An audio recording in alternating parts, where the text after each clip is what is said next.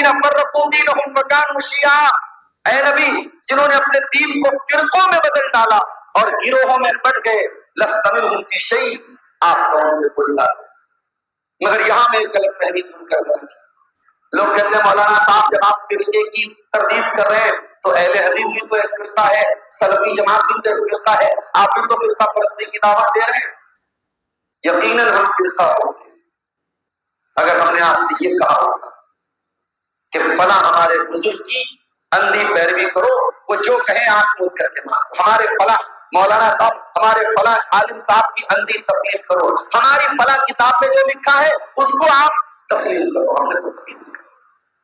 ہماری کل بھی ایک ہی دعوت تھی اور آج بھی ایک ہی دعوت تھی، آ جاؤ اللہ کی طرف اس کے دین کو اس کے آتھینٹک سورسز سے حاصل کرو، دین کو جیسے صحابہ نے سیکھا ویسے سیکھو، دین کے لیے وہی منہج اپناؤ وہ صحابہ کا منہج، اور صحابہ کے منہج کی طرف دعوت دینا یہ کوئی فرقہ پرستی نہیں۔ ہاں اب آپ کیسا پھر آپ اپنے آپ کو اہل حدیث کو کہتے ہیں، مسلمان کو نہیں کہتے؟ اس کا ایک لاجیکل جواب یہ ہے کہ بھائی جب مارکیٹ میں ڈپلیکیٹ چیزیں نہیں ملتی ہیں تو ہر چیز کو اس کے ایک ہی نام سے یاد رکھتے ہیں۔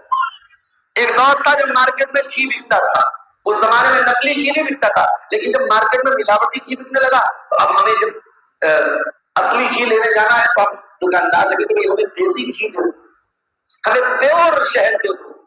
تو اس جماعت نے، جو جماعت صحابہ کرام کے منہج کی طرف دعوت دیتی ہے، اس جماعت نے مختلف دور میں اس کو سلفی بھی کہا گیا، اس کو اثری بھی کہا گیا، اس کو اہل السنہ بھی کہا گیا، اس کو اہل الحدیث بھی کہا گیا، یہ اس کے الگ الگ نام اور ٹائٹلز تھے، مگر اس کی بنیاد اور اس کی بیس ایک تھی، اور جب تک اس بیس کی طرف آپ کو دعوت دی جا رہی ہے یہ کوئی فرقہ نہیں ہے، یہ کوئی اختلاف کی دعوت نہیں ہے۔ صحابہ کرام کے دور میں جب شیعوں کا فرقہ پیدا ہوا، خوارج کا فرقہ پیدا ہوا، تو اس زمانے میں صحابہ کرام، اس کے پہلے تو کسی ٹائٹل کی ضرورت نہیں تھی، پھر صحابہ نے ان سے الگ کرنے کے لیے اپنے آپ کو اہل السنہ کہا کہ ہم سنت پر چلنے والے ہیں، اپنے آپ کو اہل الحدیث کہا کہ ہم حدیث میں چلنے والے لوگ ہیں، ہم اہل الرائے نہیں ہیں۔ تو یہ ٹائٹل یہ کسی فرقہ پرستی کی دعوت نہیں دیتا ہے۔ فرقہ پرستی کی دعوت یہ ہے کہ ہم بدعات کو پروموٹ کریں، ہم اپنے پیروں کو پروموٹ کریں، ہم اپنے بزرگوں کو پروموٹ کریں، ہم شخصیت پرستی کی دعوت دیں، اور الحمدللہ یہاں کوئی شخصیت پرستی کی دعوت نہیں دی جائے۔ تیسرا کام، اس امت کے زوال کی تیسری وجہ میرے پیارے ساتھ، ہم اللہ کے رسول صلی اللہ علیہ وسلم کے نافرمان، محبت بہت کرتے اپنے رسول سے، وہ فلاں عورت نے اللہ کے رسول کی توہین کر دی، ہم پورے انڈیا میں ایف آئی آر درج کروانے ساتھ ہمارے رسول کی توہین کر، بہت اچھی بات ہے۔ ایک مسلمان کے دل میں اگر یہ جذبہ ہے کہ اس کے رسول کو برا بھلا کہا جا رہا ہے اور ایف آئی آر درج کروا رہے، بہت اچھی بات ہے، میں اس کو سپورٹ کرتا ہوں، مگر میرے پیارے ساتھ رسول کی محبت صرف اسی حد تک کہ رسول کی توہین ہم سن نہیں سکتے، اور جو ہم زندگی کے ہر موڑ پہ رسول اکرم کی سنتوں کی توہین کرتے ہیں، نہ ہمارا چہرہ رسول کی سنت کے مطابق، نہ ہمارا کیریکٹر رسول کی سنت کے مطابق، نہ ہماری بچیوں کا حجاب رسول کی بیٹیوں کے جیسا، نہ ہمارے نوجوانوں کا کردار رسول کے کردار کے جیسا، نہ ہماری تجارت رسول کے بتائے ہوئے طریقے کے مطابق، نہ ہمارے معاملات رسول کے بتائے ہوئے طریقے کے مطابق۔ ہم کیسے رسول کے چاہنے والے؟ یاد رکھو یہ امت جب رسول کی نافرمانی کرے گی، جب رسول کی سنتوں سے دور ہوگی تو یہ امت زوال کا شکار ہے۔ جنگ احد میں یہی ہوا تھا، حتی اذا فشلتم وتنازعتم وعصیتم، اے مسلمانوں جب تم کمزور پڑ گئے، تم نے آپس میں اختلاف کیا اور تم نے رسول کی نافرمانی کی، رسول کی ایک نافرمانی سے پوری جیتی ہوئی جنگ ہار گئے۔ کسی شاعر نے کہا ہے کہ نبی کا حکم ٹوٹا ہے تو جیتی جنگ ہاری ہے، نبی کا حکم ٹوٹا ہے تو جیتی جنگ ہاری ہے، نبی کی فوج میں موجودگی سے کچھ نہیں ہوتا، اللہ کے پیارے نبی موجود ہیں فوج میں لیکن جیتی جنگ مسلمان ہار گئے، اللہ کے پیارے رسول زخمی ہوئے، آپ کے دانت ٹوٹے، آپ کے چہرے مبارک پر وہ جو لوہے کا ایک کیپ ہوتی تھی، آرمر کیپ ہوتی تھی، اس کی کڑیاں آپ کے گال میں دھس گئی، جس کو ایک صحابی نے اپنے دانتوں سے کھینچ کے نکالا تو ان کے دانت ٹوٹ گئے۔ یہ سارا واقعہ جنگ احد میں ہوا ہے، آپ کسی بھی سیرت کی کتاب میں جنگ احد کی تفصیلات پڑھ لیتے ہیں۔ ایک حکم ٹوٹا ہے تو رسول اکرم کی حیات مبارکہ میں یہ واقعہ پیش آیا. ہم تو زندگی میں نہ جانے کتنی رسول کی سنت کی مخالفت کریں. اور آگے چوتھی وجہ اس امت کے زوال کی چوتھی وجہ ہم دنیا پرست بن گئے. ہماری ساری اسٹرگل، ساری کوششوں اور ساری محنتوں کا مرکز دنیا بن گئی. ہم آخرت کو بھول گئے. اور جمعہ کی نماز جب ہم پڑھتے ہیں، جمعہ کی نماز میں امام صاحب جب پہلی رکعت میں سورہ اعلیٰ پڑھاتے ہیں تو اس میں قرآن کریم کی آیت ضرور آپ سنتے ہو، بل تؤثرون الحیات الدنیا، اے میرے بندو تم دنیا کی زندگی پر ترجیح دیتے ہو، والآخرۃ خیر وابقیٰ، جبکہ آخرت کی زندگی زیادہ بہتر اور زیادہ مطلوب ہے. اے دنیا پر مرنے مٹنے والوں، یہ دنیا بے وفا ہے، یہ متاع الغرور ہے، یہ دغا باز ہے. نہ دنیا کی دولت ہمیشہ کام آئے گی، نہ دنیا کی شہرت ہمیشہ کام آئے گی، نہ تمہارے بال بچے ہمیشہ کام آئیں گے، نہ تمہاری بیوی ہمیشہ تمہارے کام. جس دن مر جاؤ گے تمہارے بیڈ روم میں کوئی اور سوئے گا، تمہارے کپڑے کوئی اور پہنے گا، تمہارا سیل فون کوئی اور یوز کرے گا. بڑے نام اور بڑے شہرت پہ مرتے ہو، قبر میں چلے جاؤ گے آج ہو اور کل لوگ کہیں گے یہ صاحب تھے. تم ہو سے تھے بن جاؤ گے، تمہارے چند دنوں کے بعد تمہارا نام بھی نہیں بھول جائے. اس لیے میرے پیارے ساتھ دنیا سے محبت کرو. دنیا کی محبت نیچرل ہے، دنیا سے محبت کرو مگر اتنی مت کرو کہ آخرت کو بھول جائے. اور یہی وہ ڈر تھا اللہ کے پیارے رسول کو اپنی امت کے بارے میں. آپ نے ایک موقع پر اپنے صحابہ سے فرمایا مل فقر اخشا، اے میرے صحابہ مجھے اس بات کا ڈر نہیں ہے کہ تم میرے بعد غریب ہو جاؤ گے، فقیر ہو جاؤ گے، ولکن اخشا علیکم ان تبسط علیکم الدنیا، مجھے ڈر اس بات کا ہے کہیں دنیا تم پر پھیلا نہ دی جائے اور تم دنیا کو حاصل کرنے کے لیے آپس میں لڑنے مرنے لگو جیسے تم سے پہلے تم لڑنے لگو. آج مسلمان دنیا کے پیچھے پاگل، سٹے بازی میں مسلمان، سود خوری میں مسلمان، حرام کاروبار میں مسلمان. دنیا کی محبت ایسے دلوں میں بس گئی جیسے مسلمان ایسی زندگی گزار رہا ہے جیسے اسے مرنا ہی نہیں ہے. اور ہمارے نبی نے کیسے زندگی گزارنے کا حکم دیا ہے؟ آپ نے عبداللہ ابن عمر کے کندھے کو پکڑ کے کہا اے عبداللہ کن فی الدنیا کأنک غریب، دنیا میں ایسی زندگی گزارو جیسے پردیسی زندگی گزارو. پردیسی پردیس میں جاتا ہے، اتنا بھی اچھا مکان مل جائے، رہائش مل جائے، سہولت مل جائے، اسے اپنا وطن یاد آتا ہے، اسے اپنا مسکن یاد آتا ہے، اسے اپنے بال بچے یاد آتے ہیں. اللہ کے رسول نے فرمایا دنیا میں ایسے رہو جیسے پردیسی زندگی گزارو. او عابر سبیل، یا دنیا میں ایسے زندگی گزارو جیسے مسافر زندگی گزارتا ہے. آپ سفر میں جاتے ہیں اتنا ہی سامان، اتنے ہی کپڑے پیک کرتے ہیں جتنا آپ کو سفر میں ضرورت ہے.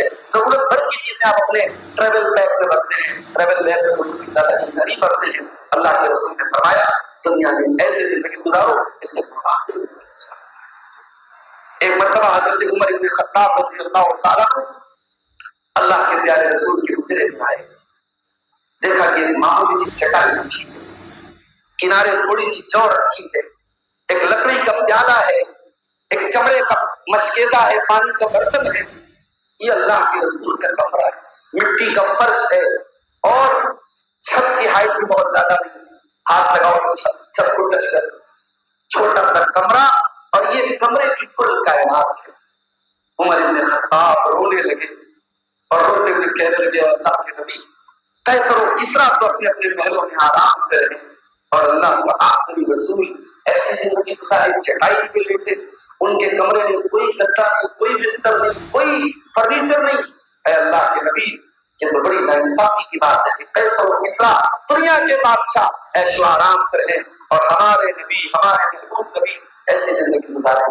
روتے ہوئے حضرت عمر نے یہ بات کہی. اللہ کے رسول نے فرمایا اے خطاب کے بیٹے، اے عمر اما ترضى ان تكون لكم الدنيا وتكون لنا الاخرہ، کیا تم یہ نہیں چاہتے ہو کہ دنیا ان کو مل جائے اور تمہیں اور تمہارے نبی کو آخرت مل جائے، آخرت کی نعمتیں تم کو مل جائیں؟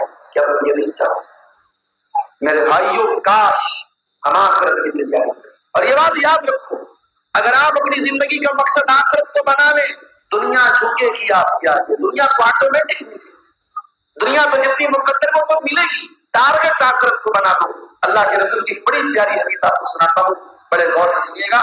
اللہ کے رسول صلی اللہ علیہ وسلم فرمایا من کانت الآخرۃ ہمہ، جو آخرت کو اپنا ٹارگٹ بنا لیتا ہے، جعل اللہ غناہ فی قلبہ، اللہ تعالیٰ اس کے دل کو غنی بنا دے۔ دیکھو پیسے کے غنی تو بہت ملیں گے، دل کا غنی ہو جانا، دل کا بے فکر ہو جانا، دل کے اندر اطمینان اور سیٹسفیکشن پیدا ہو جانا، یہ بہت بڑی بات ہے۔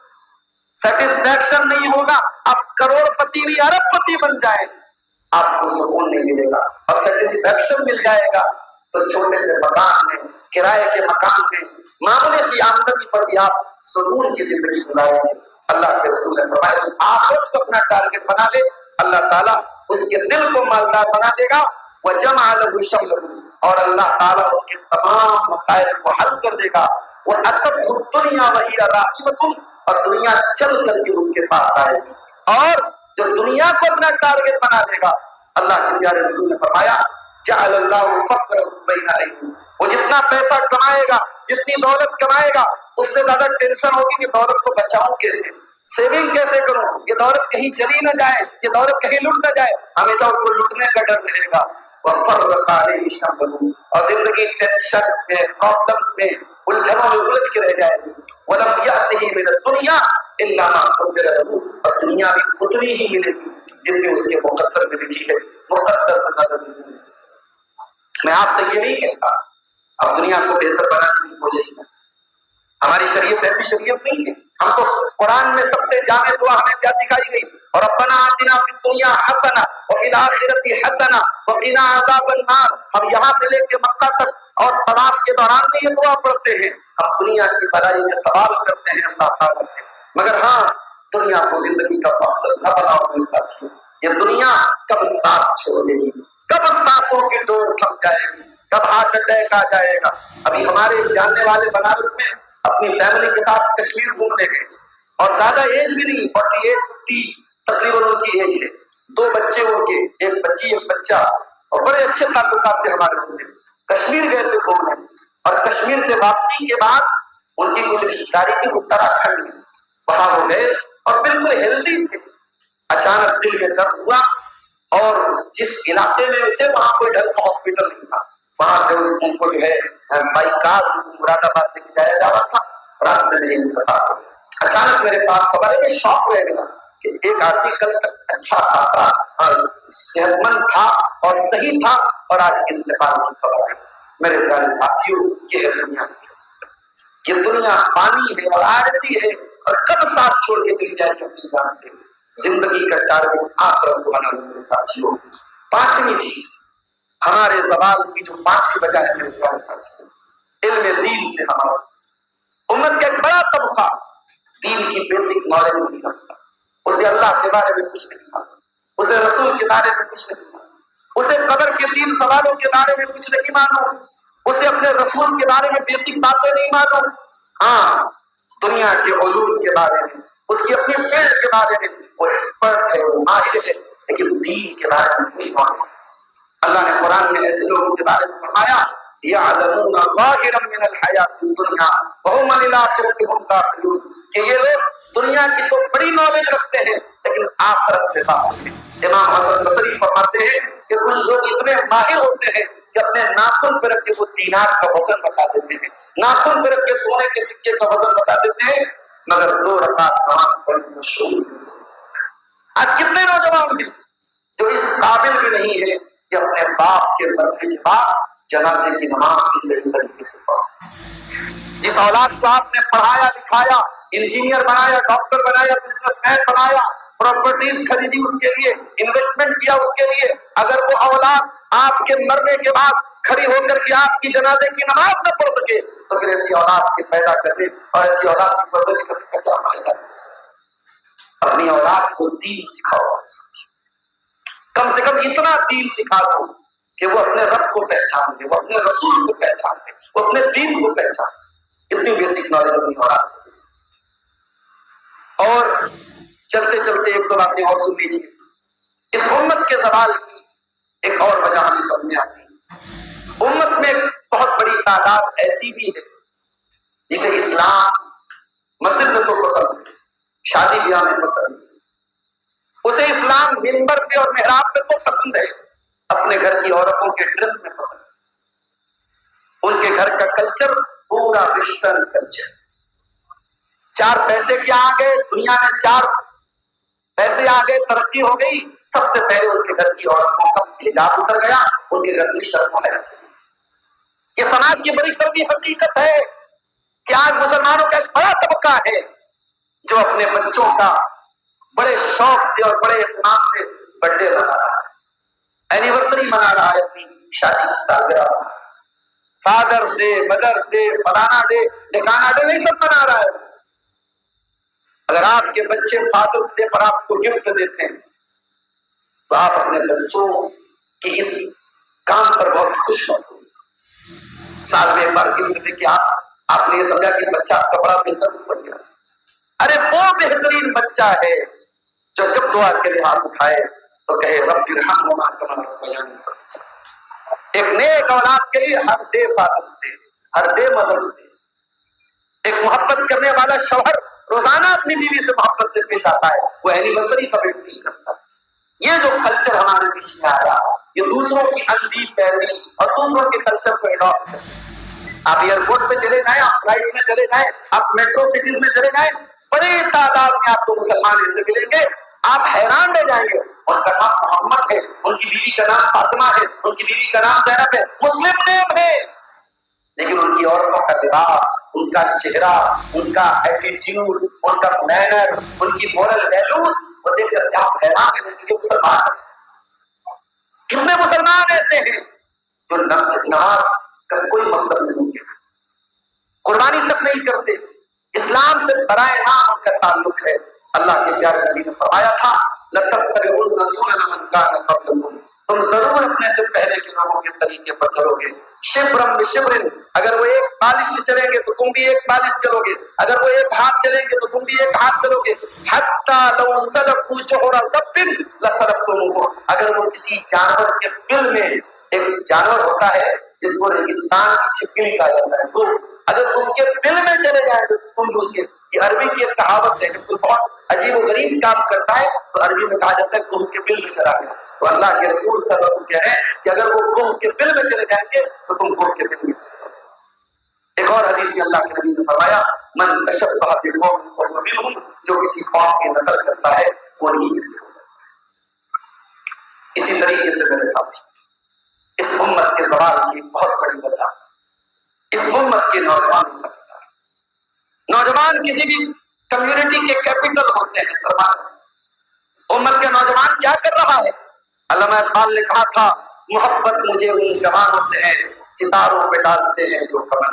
آج ہمارا نوجوان ریلز کے پیچھے برباد ہے، گیمز کے پیچھے برباد ہے، ہمارا نوجوان نشے کے پیچھے برباد ہے، ہمارا نوجوان لڑکے لڑکیاں حرام ریلیشن شپ کے پیچھے برباد ہے۔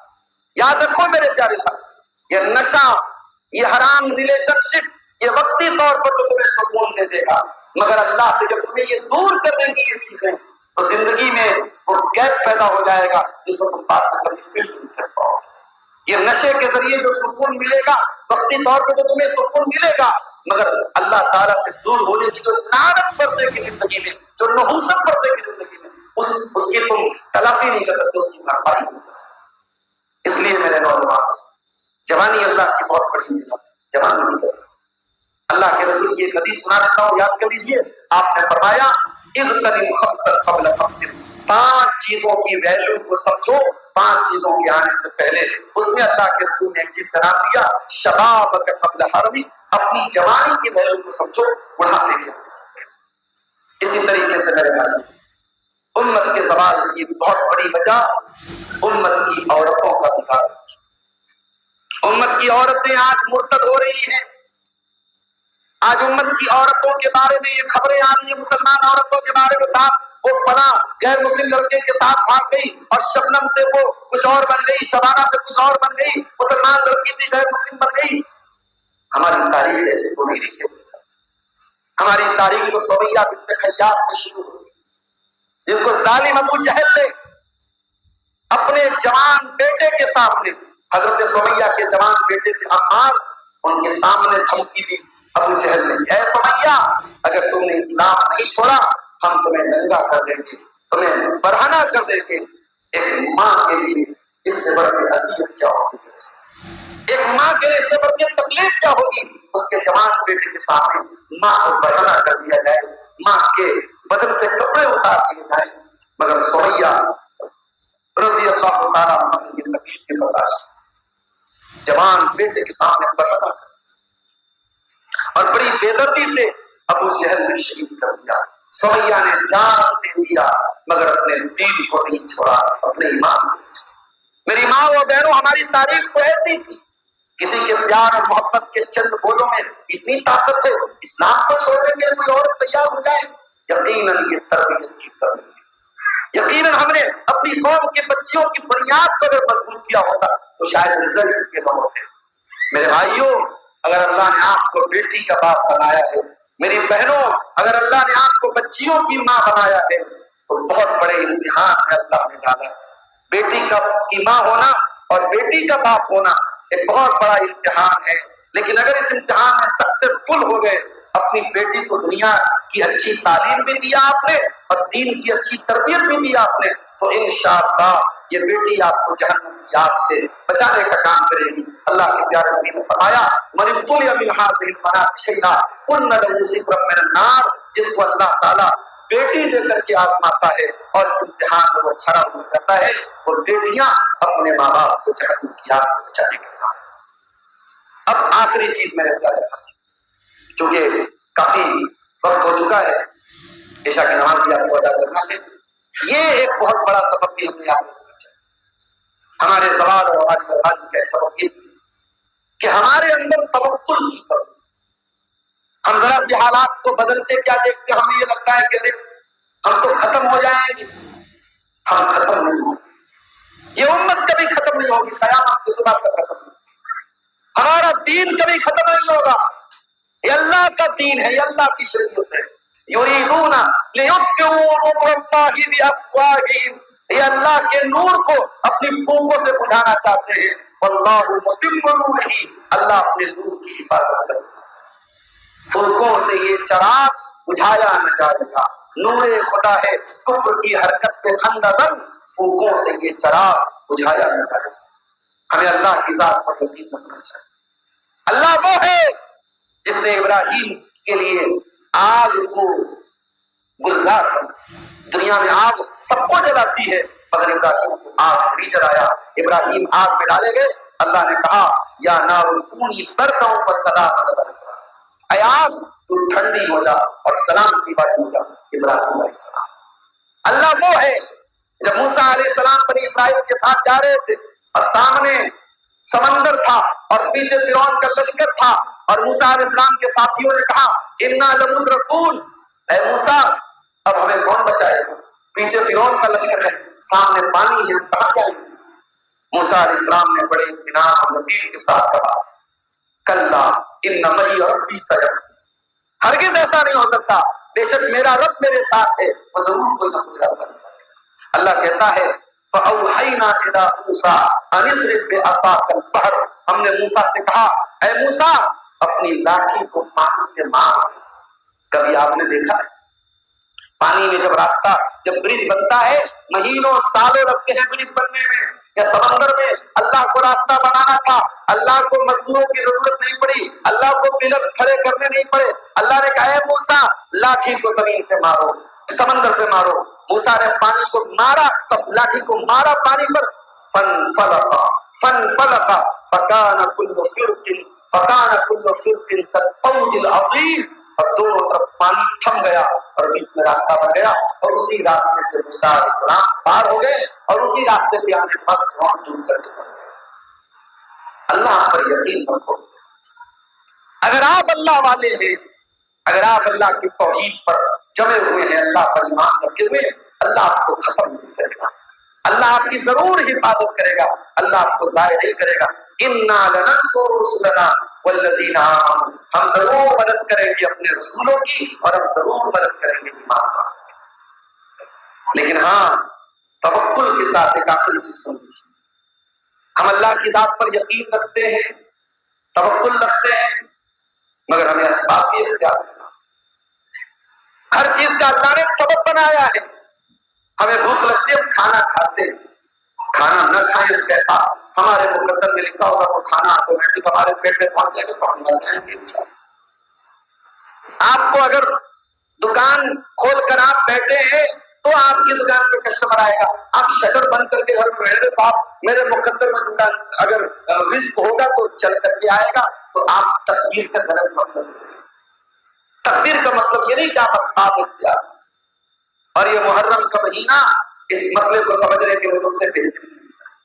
یہی محرم کا مہینہ ہمارے اسلامک کیلنڈر کا پہلا مہینہ ہے, اور ہمارا کیلنڈر شروع ہوتا ہے کس سے؟ رسول اکرم صلی اللہ علیہ وسلم کی ہجرت کے سفر سے. اور کبھی آپ کو موقع ملے تو آپ ہجرت کے سفر کی ڈیٹیل پڑھ لیجیے گا. اور میں اس مسجد کے خطیب محترم سے کہوں گا کہ اگر آپ نے ابھی تک مسجد کے جمعہ کے خطبے میں اگر ہجرت کے مقاصد اور ہجرت کے اثرات پہ آپ نے کوئی خطبہ نہ دیا ہو تو آگے ضرور ایک خطبہ دے دیجیے گا. میرے بھائیوں, ہجرت کا جو سفر تھا رسول اکرم کا, اس کے اندر بہت ساری نصیحتیں ہمارے لیے, اور اس میں سے بہت بڑی نصیحت یہ ہے کہ اللہ کی ذات پر یقین کا یہ مطلب نہیں کہ ہم اسباب اختیار. ارے اللہ کے لیے کون سا مشکل کام؟ اللہ چاہتا اپنے رسول کو پلک جھپکنے بھر میں مکہ سے مدینہ پہنچا دیتا. اللہ کے رسول نے سفر کی وہ تمام تکلیف اٹھائی جو آپ لوگ اٹھاتے ہیں, بلکہ آپ نے کوئی اسٹریٹجی اپنائی. مکہ سے مدینہ اتر کی طرف راستہ جاتا ہے, آپ نے مکہ سے مدینہ کا جو یمن والا راستہ ہے, جو ساؤتھ والا راستہ ہے, وہ راستہ آپ نے اپنایا. 3 دن تک غار ثور میں رہے. حضرت ابوبکر کی بیٹی اسما کھانے کا ٹفن پہنچاتی رہی, اور وہاں 3 دن تک اللہ کے رسول بڑی مشکل, وہ غار ثور اگر آپ حج کرنے عمرہ کرنے تو بڑی اونچائی پر وہ جگہ ہے, وہاں اللہ کے پیارے رسول 3 دن تک رہے. اور اس کے بعد آپ نے غیر مسلم عبداللہ ابن ارقیق کو گائیڈ بنایا, اور ایک الگ راستے سمندر کے کنارے کے راستے سے آپ نے سفر طے کیا. تو یہ ساری چیزیں ہوئی. پتہ یہ چلا کہ ہمیں اللہ کی ذات پر اگر توکل اور یقین ہے, اس کا مطلب یہ نہیں کہ ہم اسباب اختیار نہ کریں. اگر آپ دنیا میں ترقی چاہتے ہیں تو جو ترقی کے دنیاوی اسباب ہیں, آپ مال بھی کمائیں, آپ ٹیکنالوجی میں بھی آگے بڑھیں, آپ بچوں کو تعلیم بھی اچھی دلائیں, آپ دنیاوی اسباب بھی اختیار کریں. آپ صرف دعائیں کریں اللہ سے کہ صاحب اللہ ہمیں ہمارا بیڑا پار کرا دیں, یہ کافی نہیں ہے. یقیناً دعا بہت ضروری ہے, اور دعا کے بغیر کچھ نہیں ہوتا ہے, مگر ہمیں اسباب بھی اختیار کریں. تو یہ چند باتیں میرے پیارے ساتھیوں امت کے زوال کے اسباب کے تعلق سے آپ کے سامنے رکھی ہوئی ہے. باتیں اور بھی ہیں, لیکن میں سمجھتا ہوں کہ اگر ہم عمل کرنا چاہیں اور سمجھنا چاہیں اور اپنی اصلاح کرنا چاہیں تو انشاءاللہ یہ باتیں اور یہ پوائنٹس کافی ہیں. ہم اللہ سے دعا کرتے ہیں رب العالمین ہم سب کو اپنی اصلاح کرنے کی توفیق عطا فرمائے. امت کے زوال کے جو اسباب بیان کیے گئے, امت کو ان اسباب سے باہر نکلنے کی اللہ تعالیٰ توفیق عطا فرمائے. اللہ تعالیٰ امت کو توحید کی راہ پر گامزن کر دے, اتباع سنت کی راہ پہ گامزن کر دے. اللہ امت کی صفوں میں اتحاد پیدا فرما دے. اللہ اس امت کی دنیا میں بھی حفاظت فرمائے, اور آخرت میں بھی اللہ تعالیٰ اس امت کو نجات عطا فرمائے. رب العالمین ہم میں سے جو لوگ بیمار ہیں ان کو شفائے کاملہ عاجل عطا فرمائے. جو روزی روٹی سے پریشان ہیں اللہ ان کے کاروبار میں برکت نصیب فرمائے. آج کی